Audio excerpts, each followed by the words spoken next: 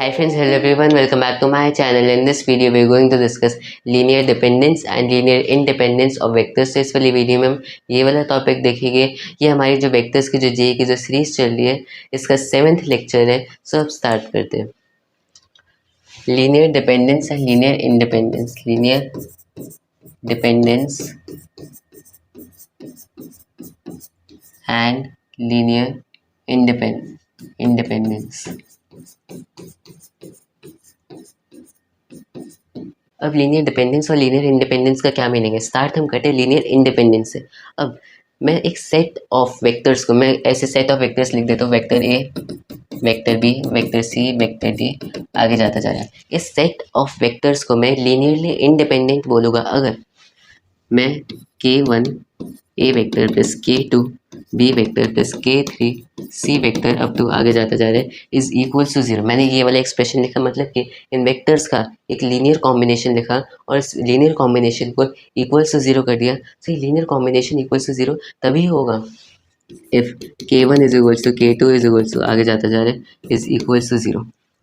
सो एक set of मेरे पास जो वेक्टर्स है, वेक्टर ए बी सी अब तो आगे जाता जा रहा है, इसको मैं लीनियरली इंडिपेंडेंट तभी बोलूँगा जब इनका जो लीनियर कॉम्बिनेशन वाला एक्सप्रेशन है अगर मैं इसे इक्वल्स टू 0 कर दूँ तो इसका सिर्फ एक ही सोल्यूशन हो, that is k1 is equals to k2 is equals to आगे जाता जाएगा इज इक्वल्स टू 0।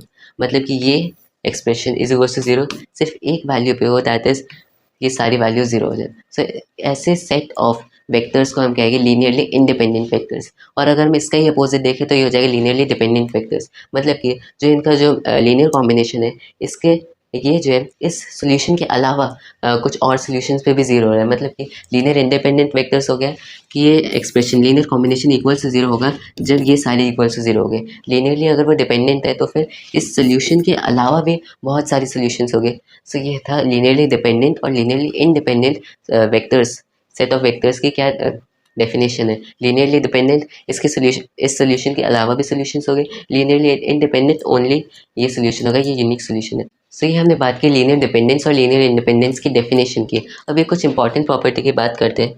वो है कि जैसे कि हमने देखा था कि जो मैंने प्रीवियस वीडियो में बात की थी कि लीनियर कॉम्बिनेशन में मेरे पास दो नॉन कोलिनियर वेक्टर्स है, तो फिर मैं प्लेन में किसी भी वेक्टर को दोनों जो वेक्टर्स है दोनों के लीनियर कॉम्बिनेशन में लिख सकता हूँ। ये था। दूसरी थ्योरम थी अगर मेरे पास 3 नॉन कोप्लेनर वेक्टर एक स्पेस में तो मैं किसी भी वेक्टर को उनके लीनियर कॉम्बिनेशन में लिख सकता हूँ। सो यही प्रॉपर्टी होती है लीनियरली इंडिपेंडेंट वेक्टर्स की। अगर मेरे पास कुछ set of linearly independent vectors है तो फिर मैं लीनियरली इंडिपेंडेंट वेक्टर्स के लीनियर कॉम्बिनेशन में उस स्पेस में कोई से भी वेक्टर को लिख सकता हूँ। फॉर एग्जांपल अगर मेरे पास 3 वेक्टर्स लीनियरली इंडिपेंडेंट है तो मेरे पास जो 3D स्पेस है इसमें किसी भी वेक्टर को इनके लीनियर कॉम्बिनेशन में लिख सकता हूँ। अगर मेरे पास 2 लीनियरली इंडिपेंडेंट वेक्टर्स हैं तो फिर मैं उस प्लेन में किसी भी वेक्टर को उनके लीनियर कॉम्बिनेशन में लिख सकता हूँ। इससे मैंने आपको एक इंपॉर्टेंट प्रॉपर्टी बताई। नेक्स्ट चलते हैं। नेक्स्ट है दो वेक्टर्स को मैं लीनियरली इंडिपेंडेंट कब कहूँगा? दो वेक्टर्स को मैं लीनियरली इंडिपेंडेंट तभी कहूँगा जब वो नॉन कोलिनियर हो गए। नॉन कोलिनियर, अगर वो कोलिनियर हो जाते तो हो गए लीनियरली डिपेंडेंट। नेक्स्ट चलते हैं 3 वेक्टर्स को मैं लीनियरली इंडिपेंडेंट कब कहूँगा? 3 वेक्टर्स को लीनियरली इंडिपेंडेंट तभी कहेंगे जब वो तीनों वेक्टर्स नॉन कोप्लेनर हो। नॉन कोप्लेनर, अगर कोप्लेनर हो जाते तो लीनियरली डिपेंडेंट। नेक्स्ट चलते हैं 4 वेक्टर्स की बात करें तो फिर ये 4 वेक्टर्स हमेशा लीनियरली डिपेंडेंट होते हैं क्योंकि जो 4 वेक्टर्स हैं वो स्पेस में ही लाया करेंगे। अगर मैं इन्हें नॉन कोप्लेनर बनाने की कोशिश करता हूँ तो मैं इसके अलावा मतलब कि कोई से भी वेक्टर ड्रॉ कर लूँ वो किसी ना किसी के साथ कोप्लेनर हो गई। सो इसलिए हमेशा लीनियरली डिपेंडेंट होते हैं। Dependent 4 vectors in the space are always linearly independent. 2 vectors को मैं लीनियरली इंडिपेंडेंट तभी कहूँगा जब वो नॉन कोलिनियर हो। 3 वेक्टर्स को मैं तभी कहूँगा जब वो नॉन कोप्लेनर हो। ठीक। सो ये मैंने आपको कुछ इंपॉर्टेंट प्रॉपर्टीज़ भी बता दी लीनियर डिपेंडेंस और लीनियर इंडिपेंडेंस की। और मैंने एक इंपॉर्टेंट चीज़ बताई कि अगर मेरे पास एक set of vectors linearly independent है तो फिर अगर set of vectors linear independent है तो मैं किसी भी वेक्टर को इनके लीनियर कॉम्बिनेशन के टर्म्स में लिख सकता हूँ। सो ये था लीनियर कॉम्बिनेशन और उसके मैंने कुछ आपको इंपॉर्टेंट चीज़ भी बताई। नेक्स्ट है कि मैंने आपको बताया था कि 3 वेक्टर्स लीनियरली डिपेंडेंट हो गए अगर वो कोप्लेनर हो जाए। और कोप्लेनरिटी की क्या कंडीशन थी कि उनका जो बॉक्स प्रोडक्ट है, या फिर सिंपली लिखो box product of A B C, तीनों वेक्टर्स का अगर मैं बॉक्स प्रोडक्ट कर दूँ, अगर ये जीरो आ जाता है तो वो कोप्लेनर है। कोप्लेनर है मतलब लीनियरली डिपेंडेंट है। सो लीनियर तीन वेक्टर्स की लीनियरली डिपेंडेंट होने की कंडीशन बन गई कि उनका बॉक्स प्रोडक्ट जीरो होना चाहिए। नेक्स्ट चलते हैं, दो वेक्टर्स लीनियरली डिपेंडेंट हो गई। अगर दो वेक्टर से मेरे पास वेक्टर ए वेक्टर बी दोनों लीनियरली डिपेंडेंट हो गए इफ़ मैं उन्हें एक दूसरे के लैम्डा टाइम्स लिख सकता हूँ।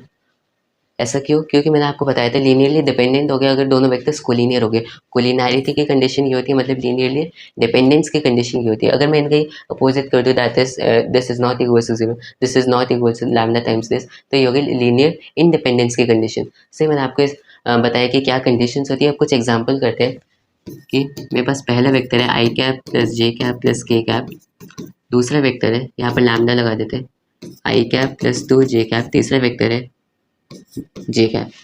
तो मेरे पास थ्री वेक्टर्स गिवन है। क्वेश्चन कहता है कि मुझे लैम्डा की एक ऐसी वैल्यू फाइंड आउट करनी है जिससे ये set of three vectors linearly dependent हो जाए। लीनियरली डिपेंडेंट की मैंने आपको क्या कंडीशन बताई, बॉक्स प्रोडक्ट जीरो होना चाहिए। सो बॉक्स प्रोडक्ट यहाँ पर लिख दो, लैम्डा 1 1 1, लैम्डा 1 1 1 2 0 0 1 0। अब अगर ये वैल्यू ज़ीरो हो जाती है तो फिर ये सेट ऑफ जो मेरे पास है वो लीनियरली डिपेंडेंट हो गए।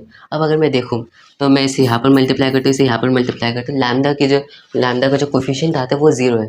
मतलब कि लैम्डा की कोई भी वैल्यू हो, ये जो सेट ऑफ मेरे पास सेट ऑफ वेक्टर्स है, सेट ऑफ थ्री वेक्टर्स है, सो ये हमेशा लीनियरली डिपेंडेंट होगा। तो इसका आंसर यही होगा कि लैम्डा की किसी भी वैल्यू पर, lambda belongs to real number, इस किसी भी वैल्यू पर, लैम्डा के किसी भी वैल्यू पर ये सेट ऑफ थ्री वेक्टर्स जो है लीनियरली डिपेंडेंट होगा। सो यहाँ पर हमारा लेक्चर नंबर 7 कंप्लीट होता है। मैंने आपको सारा बता दिया, linear dependence, linear independence, important theorems में इनकी कंडीशंस क्या होती है, मतलब टेस्ट क्या होते हैं, और एक एग्जांपल भी करके दिखा दिया। सो इस वाली वीडियो के लिए इतना ही। नेक्स्ट वाली वीडियो में हम कुछ मल्टीप्लिकेशन ऑफ वेक्टर्स देखेंगे। बाय।